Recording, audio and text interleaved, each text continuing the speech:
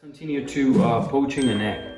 Poaching an egg is like fairly the most like coveted skill that sometimes separate like a home cook from a trained chef, and it's just because you've done it more times. But if you want to open any modern cookbook, they'll probably have like something with an egg, poached egg or fried egg or something. So learn your way around eggs. They're also cheap. Don't waste them, but poach as many as you want. First of all, we need to check out how fresh it is, okay? We're gonna plunge it into deep water, and if it sinks, it's fresh. That's because inside the egg there's an air capsule, and then you can see how old it is by how big the air chamber is. And the bigger it is, the more it floats. So if it floats, don't poach it. You can still use it, don't poach it. It's not as fresh. Don't make a meringue with it. Just fry it or scramble it. Probably I would scramble it. So now I know that I have a fresh egg, right? Next step is I'm gonna crack it into another smaller bowl, a smaller recipient. And that's because it's easier for me to crack it here and then plunge it into like hot water to poach it than it is for me to like crack it and like this into the water. And what if I throw a shell, like eggshell in it? There's no reason behind it. So again, I'm gonna crack my egg on a flat surface, not on the edge, because I don't want any bacteria introduced to my egg.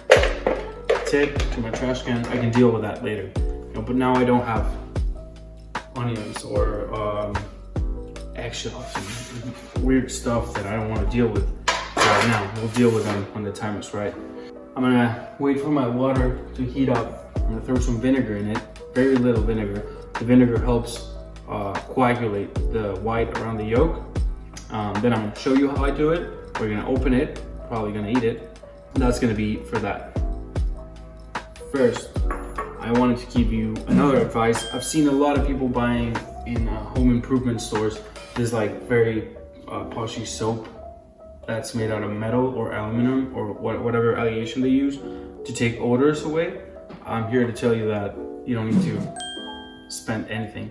You already did when you rent an apartment with a sink that's made out of the same stuff, the same material. So it's gonna be weird if someone's watching, but like if you rub your hands against your sink, odors will go away. I don't see the point of like anybody buying. I don't mean to like advertise against it, but you know, spending 20, 30 bucks in like a piece of metal that you already have. So that's it with our tips in the kitchen. I hope that they make you address the kitchen and address your recipes as nothing more than what they are. It's just you're not making a bomb. If it tastes wrong, then it tastes wrong, and then you did something wrong along the way. There's a bunch of small parts done properly, and that's it. I hope this very basic, very few techniques and tips can guide you into expanding your palette of dishes, your array of assortments that you have around to build for your friends and everything, or even for yourself. And not even in these times of coronavirus and this like quarantine times, just whenever. The few ingredients, the better, the more creative you have to be, and that's what we're all about. Me and enterprises like Logistica Creativa just focus on being as creative, as efficient as you probably can. The kitchen is an expression of that because you need to be resourceful. And being resourceful means thinking outside the box. Think outside the box when it comes to cooking. The weirdest inventions in the kitchen regarding equipment or technology or even dishes have been for people either making mistakes or thinking like, I'm not gonna do it this way, I'm gonna do it that way. And prove somebody wrong and invent something. Enjoy, always be safe, and let's continue to poach our egg. So here we have it, guys, our setup that I recommend. A towel, just because we always want to keep it clean. Your egg, ice bath, and water. Not in a hard boil, soft boil, some bubbles coming up to the surface. Some vinegar and salt in the water. I want to create a vortex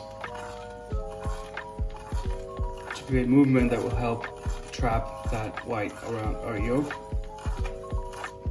And then against that movement, I'm going to plunge my egg. And you can see just how it starts to wrap around it. I'm gonna give it a little bit more movement, just because I don't want it sticking to the bottom. Okay, and all this white that's coming to the surface right now, for sure we can wait a little bit, and then we can take it away. You know, slowly. We can start cutting it.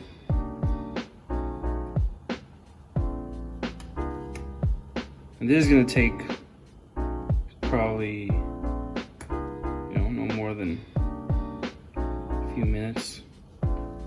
Okay, calm that water down, and I can start to show you how it's beginning to set, but my white is not completely set yet. So I'm gonna wait probably 1 more minute at this temperature. Very gentle.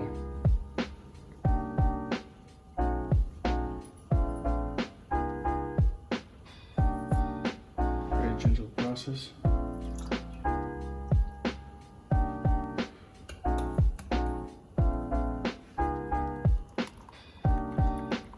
Again, not quite yet. After this, if you want to keep them, you can keep them in cold water and then just reheat them in a 50-degree water bath, or you can just use them straight away. What I'm gonna do, I'm just gonna use it straight away. Okay. I'm gonna give it just 1 rinse in our cold bath.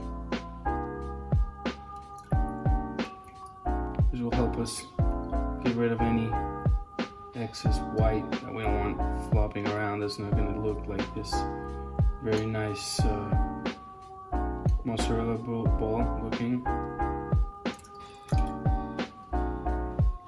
Our towel for the excess our plate, and then just put it down. There we have it.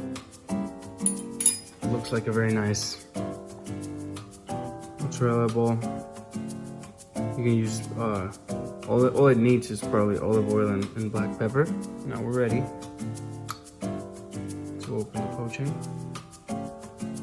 and let it drip. That's how you know it straight away. Super runny yolk and set white. You can see that we were just a few seconds, a few minutes away from starting to cook the yolk, because here is a bit more gummy. Again, I think that's fine. And this just deserves a little bit of pepper, olive oil, and for somebody to eat it. So enjoy, guys. This is our technique for poaching eggs. Hey guys, my name is Jose Manuel Izarralde. I'm a young cook from Mexico City. And together with Logística Creativa, we've paired to do this activation, this set of challenges that would drive us through these uncertain times, these very boring times, these very dull times in our homes with a little bit more creativity, with a little bit more passion. The same passion that we share, that I share with Logística Creativa, from the kitchen into their realm of creativity, of making things happen, thinking outside the box. That's what we want to encourage you to do.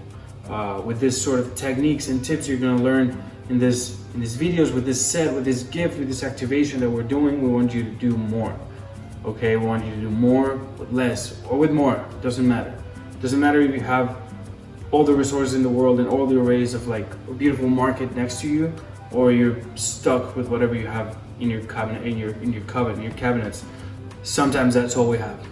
That's where true creativity comes into play. Think outside the box when we need to be relentless. We always need to deliver. We'll make it happen. We'll get the job done. That's what I think my sort of cooking and Logística Creativa have in common, is that we get it done no matter what, with a lot of creativity. So stay positive, stay active, stay creative, and stay cooking. Keep on cooking with us, guys.